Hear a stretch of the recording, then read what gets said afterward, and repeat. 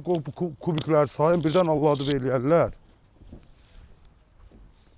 Nə bilim, bunun sahib başa çıxmaq olar. Salam aleyküm, başı. Nə var, nə yox, can başına tərdir. Maşallah, hər şeydən də xəbərdarsın. Hə, bir yaxda komand səsdə çıxır oradan, qulağım başım gedib evdə.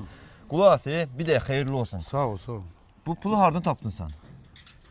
Qonşu, sən nə istəyirsən məndən? Neyini sən hardan tapdın? Evimi satdım, maşınımı satdım. Satmamısan axı, maşını orada gördüm.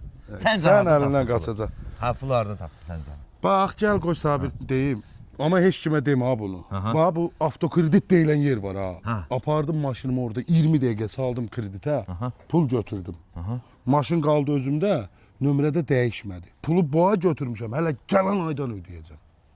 Nə yaxşı ya. Bəs nə? Başda ev maşallah yarış İndi görsən şeydir, amma heç kimə demə ha. Bu avtokredit hamı gedib oradan götürüb eləyəcək, sonra gecikmə eləyəcəklər, bizə kredit verməyəcəklər sonra. Amma mən kömək elədin, heç kimə deməyəsin narahat. Elə?